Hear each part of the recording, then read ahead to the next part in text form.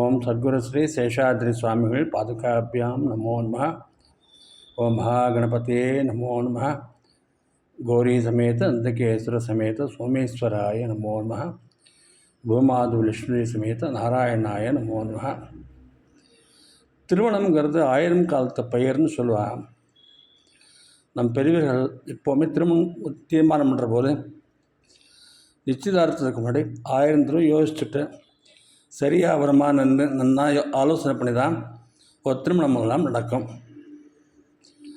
அது பெண் வீட்டாரோட பாரம்பரியம், இந்த பையன் வீட்டாரோட பாரம்பரியம்லாம் பார்த்து 2 குடும்பம் ஒன்றா ஒத்து வருமா அப்படிலாம் யோசித்து பார்த்துட்டு அப்புறம் தான் திருமணம் நடக்கும். சில வருஷங்களுக்கு முன்னாடியிலேருந்து அது மாறி போய் பொருளாதார அடிப்படையில் திருமணம் நடக்க ஆரம்பிச்சிருச்சேன்.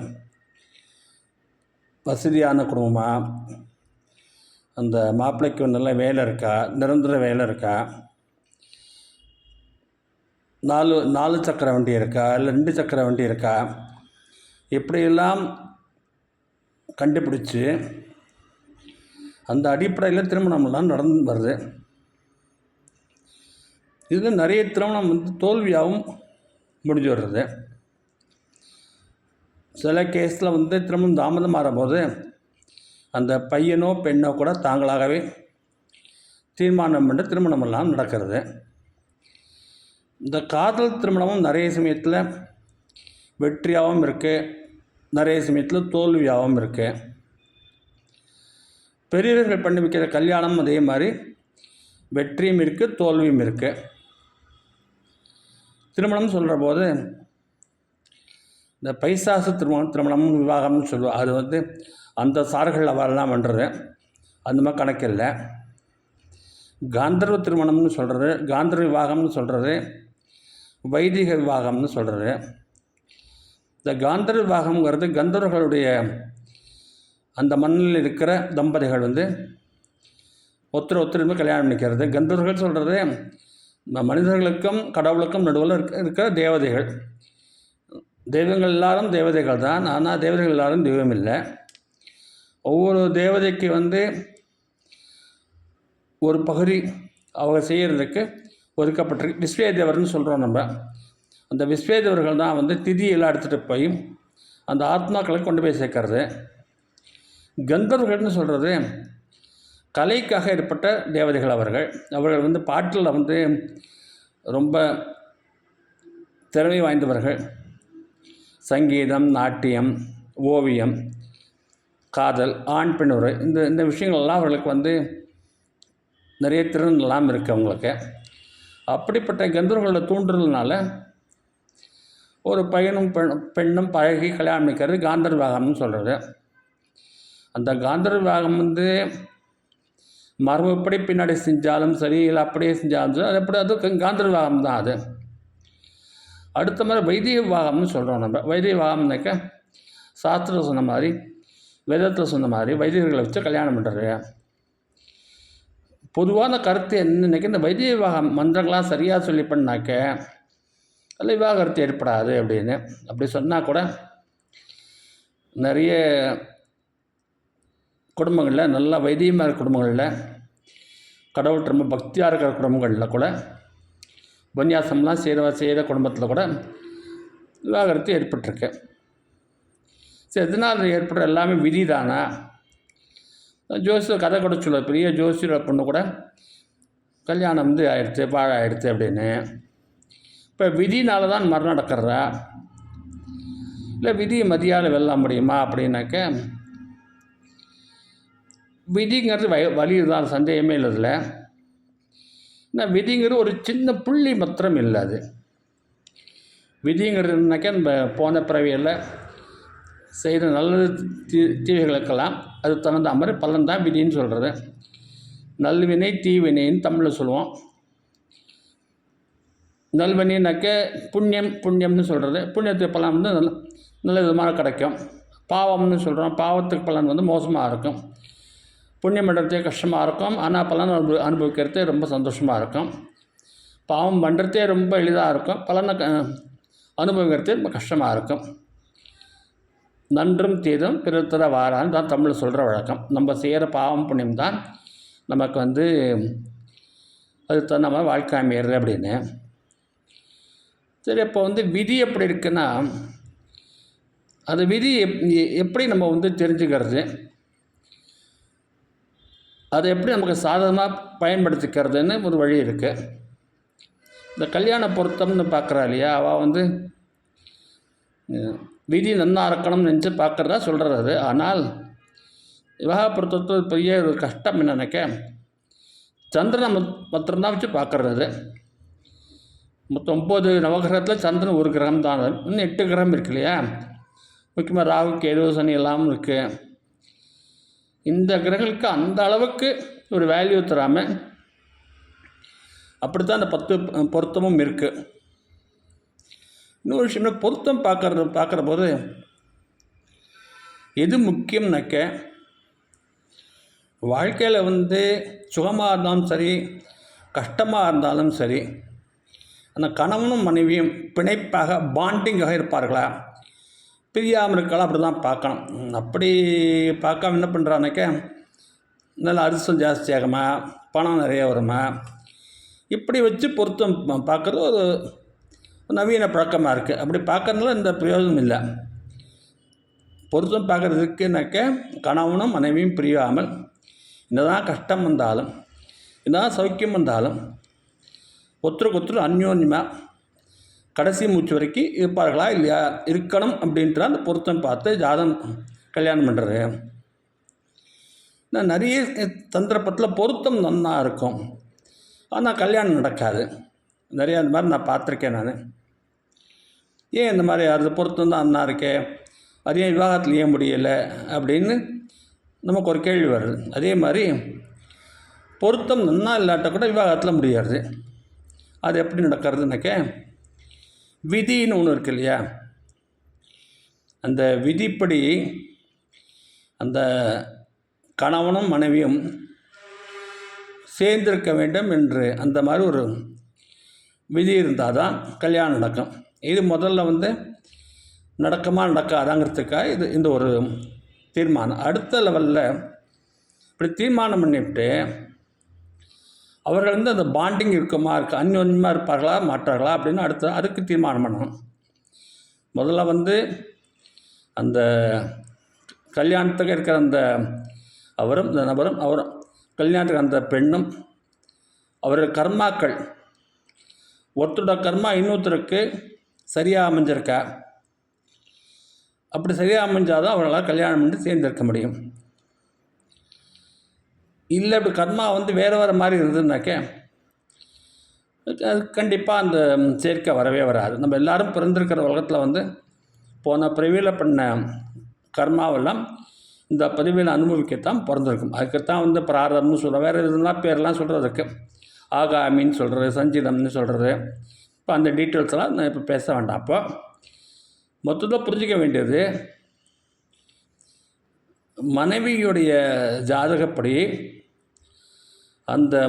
அந்த பெண்ணுக்குடைய கர்மாக்கள் எல்லாம் கணவனுடைய கர்மாக்களுக்கு சரியாக இருக்கிறதா. இது வேறு விதமாக சொல்லணும், கணவனுடைய கர்மாக்கள் எல்லாம் கல்யாணம் செய்து கொள்ள போகிறது மனைவியுடைய கர்மாக்களுக்கு சரியாக இருக்கிறதா. இந்த கர்மா யாரும் மாற்ற முடியாது. அது ஏற்கனவே நம்ம செஞ்ச நல்லது தீர்த்தன மாதிரி கண்டிப்பாக அனுபவிச்சு தான் தீரணும். அது தனியாக அனுபவிக்காமல் ஒரு ஆணும் பெண்ணும் சேர்ந்து அனுபவிக்கிறது, அதான் குடும்ப வாழ்க்கை. அதுதான் ரொம்ப கஷ்டமான விஷயமும் சுலபமாக முடியும். அது அப்படி அவங்க அனுபவிக்கிற போது அந்த தர்மங்கள்லாம் கரெக்டாக ஃபாலோ பண்ணானாக்க, ஆறாம்னு சொல்கிறோம் இல்லையா, நம்ம கிரகஸ்தாசிரமம்னு சொல்கிற சம்ஸ்கிருதத்தில் குடும்பமாக செய்ய வேண்டிய நல்ல அதெல்லாம் கரெக்டாக செஞ்சுன்னு வந்தாக்க நல்லா கெடுதல் இருக்கோ அதெல்லாம் ஓரளவுக்கு குறைஞ்சி விட்டு இன்னும் நல்லது இருக்கோ நல்ல விதத்தில் அது பிரகாசிக்கும். அது இதுதான் இந்த கான்செப்ட். இது முதல்ல ஃபஸ்ட்டு 2 பேருக்கும் அந்த கர்மா ஒத்து போகிறதான்னு பார்க்கணும். அதுக்கு அடுத்த அளவில் இந்த கர்மா நிறைய ஆப்ஷன் இருக்கும். இப்போ ஃபார் எக்ஸாம்பிள் நான் சொல்கிறேன், இப்போ புதன் கர்மான்னு ஒன்று சொல்கிறோன்னு வச்சுக்கோங்க. புதன்கிற கிரகம் பல விஷயங்களை குறிக்கிறது. நல்ல அறிவு, அதுக்கப்புறம் வந்து ஜோசியம், அக்கௌண்டன்சி, ஆடிட்டு, பேங்கிங், அதே மாதிரி வந்து ரைட்டிங், தமிழ் எழுதுறது, இங்கிலீஷில் எழுதுறது, கவிதை எழுதுறது, சினிமாவுக்கு டயலாக் எழுதுறது, பப்ளிஷிங், பிரிண்டிங் ப்ரெஸ் வச்சு பப்ளிஷ் பண்ணுறது, மீடியான்னு சொல்கிற போது இப்போ நமக்கு வந்து சாஃப்ட்வேர்லாம் வந்திருக்கு, சாஃப்ட்வேர், ஹார்ட்வேர், கம்ப்யூட்டர்லாம் இருக்கு இல்லையா, அதில் வந்து அந்த தொழிலில் இருக்கிறது. இன்னும் புதனுக்கு வந்து பலவிதமான விதிகள் இருக்கிறது, கர்மா இருக்குது. அதில் ஏதாவது ஒன்று தான் பண்ண முடியும், எல்லாமே பண்ண முடியுமான்னு தெரியல, ஒன்று தான் பண்ண முடியும். அதனால் ஏதாவது ஒன்றாவது 2 பேருக்கும் ஒருத்தர் சரி இன்னொருத்தர் கர்மா வந்து சரியாக இருக்கான்னு பார்க்குறது முதல் முக்கியம். அது இதுக்கு சில ரூல்ஸ் எல்லாம் இருக்குது. என்ன ரூல்னாக்க, நம்ம ஜாதகம் இருக்குல்ல, நம்ம ஜாதகங்கிறது வந்து பேலன்ஸ் ஷீட்டு மாதிரி. அது நம்ம பிறக்கிறதே என்ன அசட்ஸ் லைபிலிட்டிஸ் இருக்குங்கிறது ஜாதகம் காமிக்கிறது. மொத்தம் 12 கட்டம் இருக்கும். முதல் கட்டம் வந்து அந்த ஜாதகனுடைய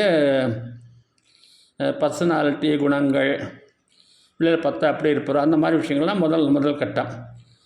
7வது கட்டம் வந்து மனைவி எப்படி எல்லாம் அமையலாம், இப்படிலாம் அமையணும் அப்படின்னு இந்த 7வது கட்டம்.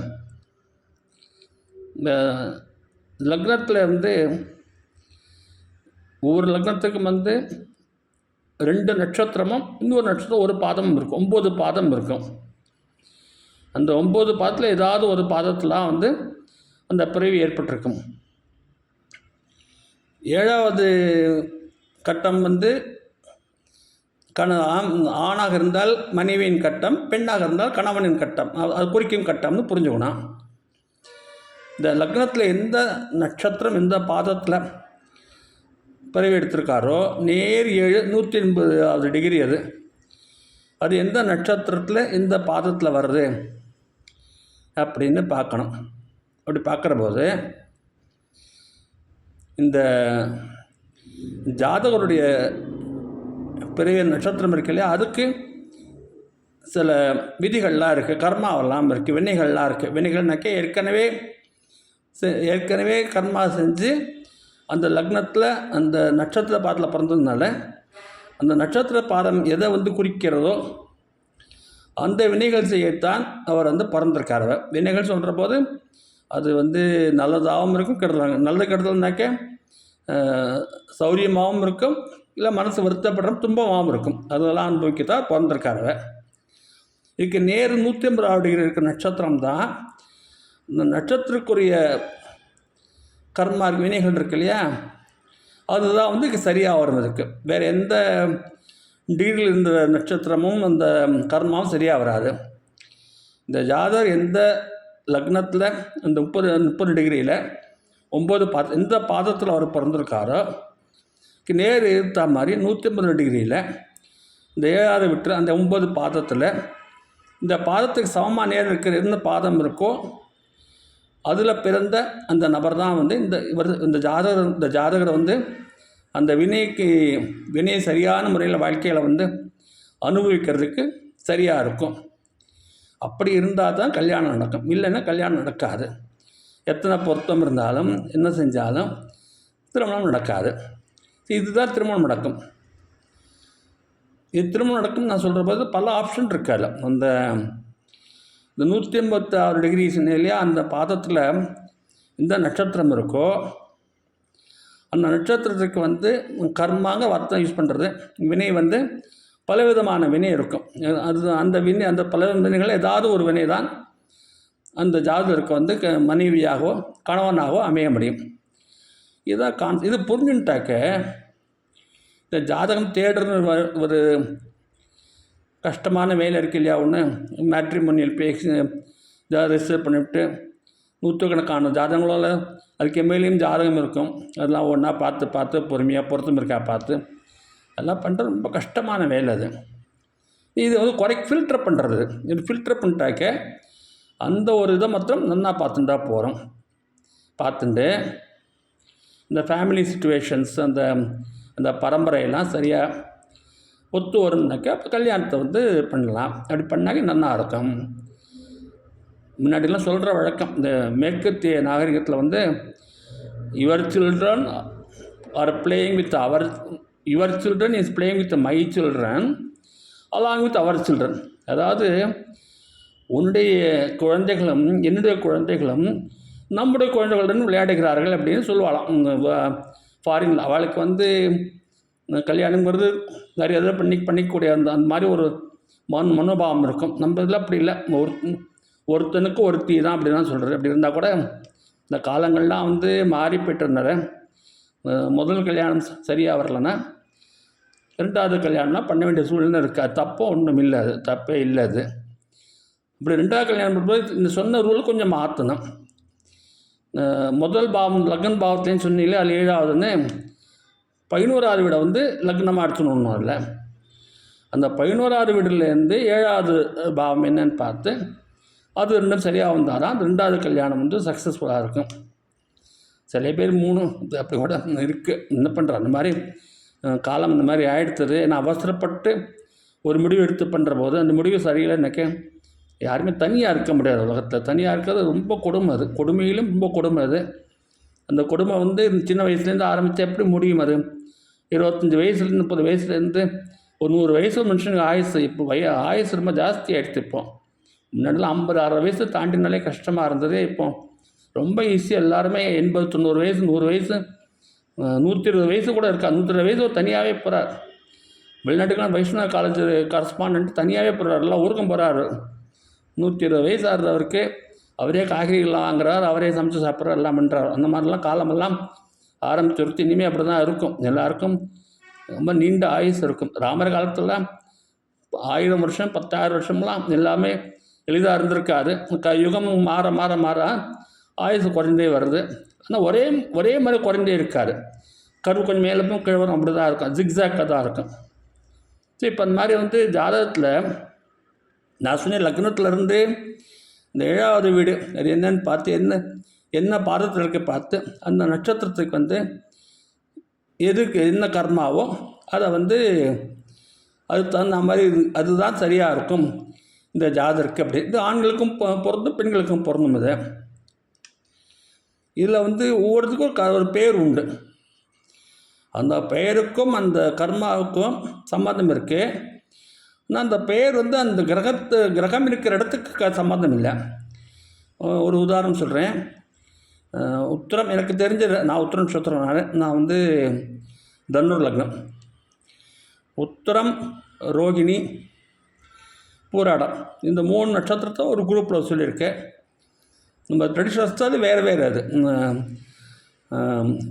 ரோகிணி வந்து ரிஷபத்தில் வரும். உத்திரம் முதல் பாதம் வந்து சிம்மத்தில் வரும். உத்திரம் 2, 3, 4ஆம் பாதம் வந்து கன்னியில் வரும். பூராடம் தனுஷில் வரும். இந்த 3 ஒரு குரூப்பில் வருது. ட்ரெடிஷ்னல் அஸ்ட்ராலஜி வேறு ஒரு குரூப். இப்போ டிஎன்ஏ அஸ்ட்ராலஜி சொல்கிறாலே அதில் வந்து ஒரே குரூப்பில் வருது. இந்த 3 நட்சத்திரமும் புதன் கர்மா அப்படின்னு சொல்கிறது. புதன் கர்மானா நான் சொன்னேன் இல்லையா முன்னாடி வந்து ரைட்டிங் ஃபீல்டு, லிட்ரேச்சர், நல்லா பேசுகிறது, அக்கௌண்டன்சி, ஆடிட்டு. இப்போ ஆடிட்டர் நிறைய டைப் இருக்குது. இப்போ ஆடிட் ஐஎஸ் ஆடிட் இருக்குது, காஸ்ட் ஆடிட் இருக்குது, சென்ட்ரல் எக்சைஸ் ஆடிட் இருக்குது, ஜிஎஸ்டி ஆடிட் இருக்குது, ஸ்டாச்சூர் ஆடிட் இருக்குது, டேக்ஸ் ஆடிட் இருக்குது. ஏதாவது ஒரு ஆடிட்டு. அப்புறம் பப்ளிஷிங் அதே மாதிரியே புக்ஸ் எல்லாம் பப்ளிஷ் பண்ணுறது, புக்ஸ் எல்லாம் எழுதுறது. இல்லைனாக்கே வந்து கம்ப்யூட்டரில் வந்து சாஃப்ட்வேர், ஹார்ட்வேர் அதெல்லாம் இருக்குது இல்லையா, அந்த இதெல்லாம் மீடியா ப்ரெஸ்ஸில் வேலை பார்க்குறது, இது எல்லாமே இந்த புதன் கர்மாவில் வருது. நான் வந்து உத்திர நட்சத்திரம் நான் சொன்னேன். வந்து நான் வந்து தனுர் லக்னத்தில் பிறந்திருக்கேன். புராட நட்சத்திரம்னு சொன்னேன். இந்த புராட நட்சத்திரம் நேர் 7 10 7னாக்க மிதுனம் இருக்குது. மிதுனத்தில் வந்து மிருகசீரிஷம் இருக்குது, திருவாதிரை இருக்குது, புனர்வசு இருக்குது. இந்த பூராடம் இது வந்து நான் பிறந்தது வந்து 4ஆம் பாதம் கரெக்டாக திருவாதிரையில் வருது. திருவாதிரைக்கு அதிபதி வந்து ராகு. ஸோ ராகுவோட நட்சத்திரம் வந்து மனைவியாக இருக்க வாய்ப்பு இருக்குது. ராகு நட்சத்திரம் வந்து சதயம், திருவாதிரை,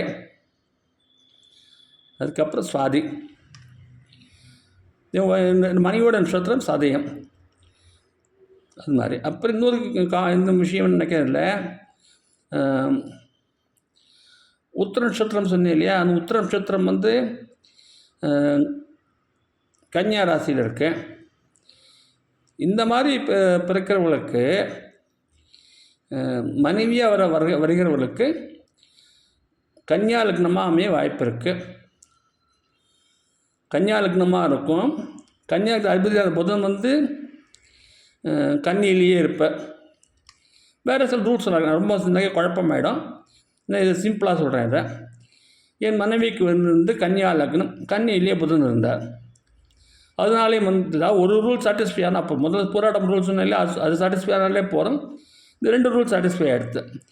இன்னும் 2 ரூல் இருக்குது, 4 ரூல் இருக்குது. 4 ரூலில் ஏதாவது ஒரு ரூல் சாட்டிஸ்ஃபை ஆனாலே கண்டிப்பாக கர்மப்பதிவு இருக்குது, அந்த 2 நபர்களை சேர்க்கலாம் அப்படின்னு விதி. அதான் அந்த விதியை தாண்டி போக முடியாது.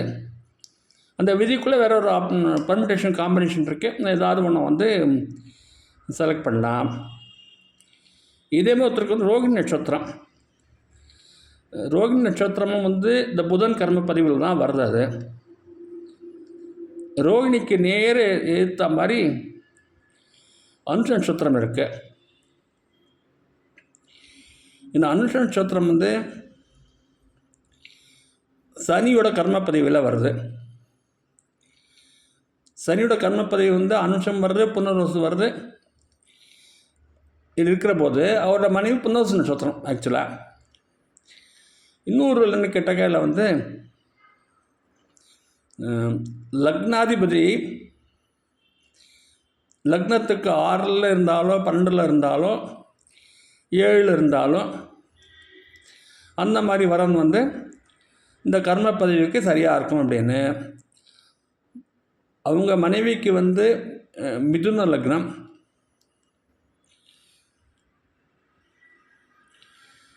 மிதுன லக்னத்தில் வந்து கேது இருக்கா. இன்னொரு ரூல் என்னக்க, லக்னத்தில் வந்து சுக்கிரனோ ராகுவோ கேதுவோ ஏதாவது கிரகம் இருந்தாக்க அந்த மாதிரி இருக்கிற பெண் மனைவி அமைவாள்னு அது ஒரு ரூல். அது அவரோட மனைவிக்கு வந்து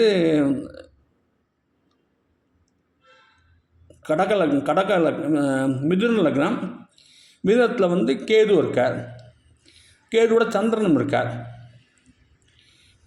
இன்னொன்று அவங்க கேட்டனாக்க இன்னொரு லக்னாது 1, 6, 7, 12 இந்த வீட்டு அதிபதிகள் ஒருத்தருக்கு ஒருத்தர் மாறி இருந்தாலும் அந்த மாதிரி மனைவி கிடைப்பான்னு இதில் ஒரு ரூல் இருக்குது.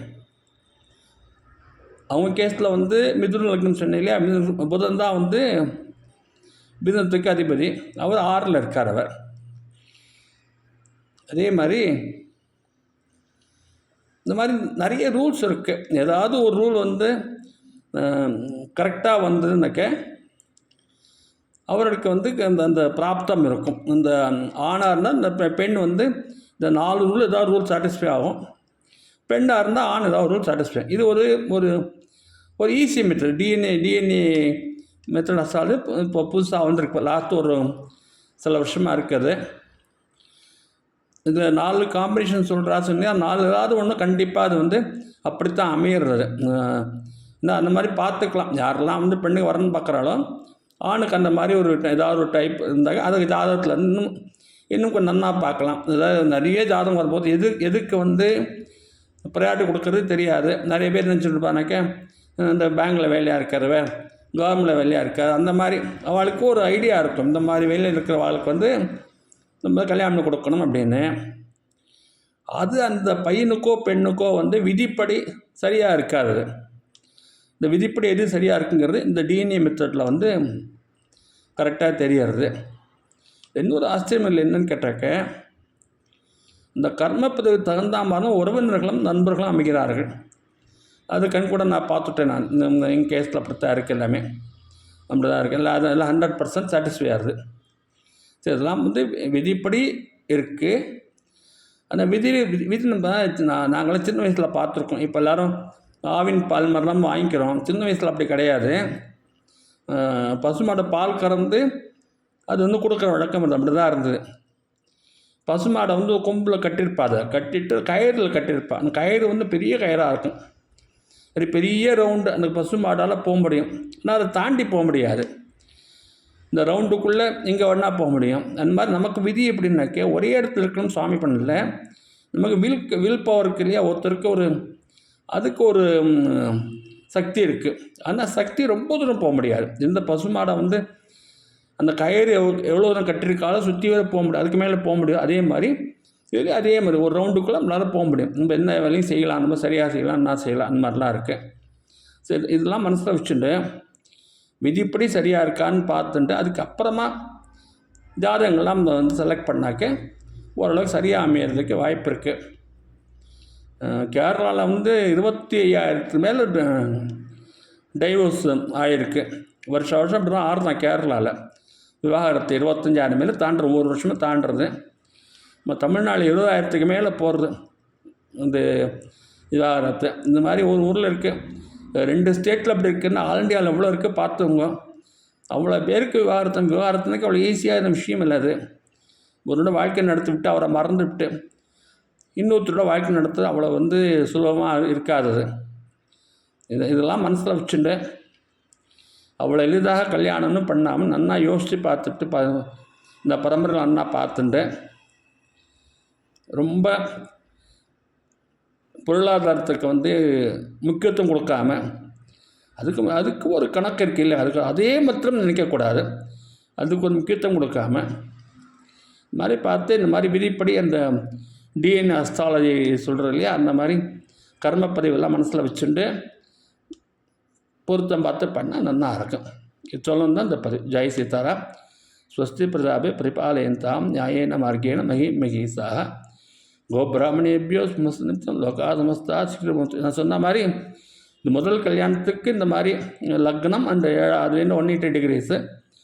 2வது கல்யாணத்துக்கு வந்து லக்னத்துக்கு 11வது வீடு, அந்த எக்ஸாக்டாக 11வது வீடு, அதெல்லாம் வந்து லக்னமாக எடுத்துக்கணும். அதிலேருந்து நேரம் 180 டிகிரி பார்க்கணும். அது வந்து 5வது வீடாக வரும். அது 5வது வீடாக வரும். அது லக்னம் எந்த டிகிரி இருக்குது அதே மாதிரி எக்ஸாக்டாக 11வது வீடு. இந்த 11வது வீட்டு அதிபர் யார் அதையும் பார்க்கணும். இங்கே வந்து 5வது வீட்டு அதிபர் யார் பார்க்கணும். இதெல்லாம் பார்த்துட்டு கர்மப்பதிவெல்லாம் பார்த்துட்டு அது சரியாக வரும்னா அது வந்து 2வது திருமணம் பார்த்து பண்ணாக்க நல்லா அமையும். 2வது திருமணம் வந்து தப்பானிக்கூடாது யாரும். இது மாதிரி தான் காலம் இருக்குது. இப்போது வந்து எல்லாருக்குமே வந்து ஒரு ஈகோ மைண்டில் வந்துடுது. ஈகோங்கிற வார்த்தையும் அவ்வளோ சரியில்லை. தனக்குன்னு ஒரு தனியாக ஒரு கருத்து இருக்குது, ஒரு வாழ்க்கை முறை இருக்குது, இப்படித்தான் வாழணும்னு ஆசையாக இருக்குது. அந்த கணவன் மணி வேறு மாதிரி இருந்தாக்க அது எத்தனை நாளைக்கு தான் அந்த துன்பத்தை தாங்கிறது நினச்சிட்டு பிரிஞ்சு விடலாம்னு நிற்கிறது. அது தவறு ஒன்றும் இல்லை. முன்னாடி காலத்தில் வந்து கல்லானாலும் கணவன் புல்லானாலும் புருஷன்னு சொல்கிறது அந்த காலமெல்லாம் இல்லை. இப்போ எல்லாருமே எல்லாம் படிச்சுடுறா. எல்லாரும் யாரும் ஒருத்தர் ஆதிக்கம் பண்ணுறதெல்லாம் வந்து தவறு. அது எப்பவும் பண்ணது கிடையாது. ஒரு சில இடத்துல இருந்தது. அப்படி இருந்தபோது இந்த துன்பத்தினா தாங்கிட்டு தான் அந்த பெண்கள்லாம் இருந்தால், அந்த ஆண்கள்லாம் இருந்தால். இப்போ வந்து எல்லாருக்கும் சுதந்திரமாக சிந்தனைகள்லாம் இருக்குது, சுதந்திரமாக கருத்துக்கள்லாம் இருக்குது. நன்னா சௌரியமாக சந்தோஷமாக கடைசி வரைக்கும் இருக்கணும். கடவுள் கொடுத்த அந்த வாழ்க்கையிலேயே அது வந்து அடுத்த பிறவி என்ன வரும்னு தெரியல நமக்கு. இந்த பிறவியில் வந்து நமக்கு முடிஞ்ச வரைக்கும் நல்லா இருக்கணும், சந்தோஷமாக நினைக்க தவறு ஒன்றும் இல்லை. அது அதனால் 2வது திருமணம்னா அந்த மாதிரி பண்ணுற வழக்கம் இருக்குது. இப்படி எல்லோரும் வந்து அந்த விதி புரிஞ்சுண்டு விதிக்குள்ளே நமக்கு இருக்கிற சுதந்திரத்தையும் புரிஞ்சுண்டு நல்ல முறையில் கல்யாணத்தை பார்த்து அமைச்சு நல்லா இருக்கும். பகவான் நான் பிரார்த்தனை பண்ணுறேன். ஸ்வஸ்தி பிரஜாபி பரிபாலயந்தாம் நியாயேன மார்கேண மகீசாக கோபிராமணேபியோ சுமஸ்து நித்தியம் லோகா சமஸ்தா சுக்கினோ பவந்து. காயேன வாச்சா மனசா இந்திரியர்வா புத்தியாத்மனா வா பிரகிருதி ஸ்வபாவாத் கரோமி யஜ்ஞத் சகலம் பரஸ்மை நாராயண சமர்ப்பயாமி.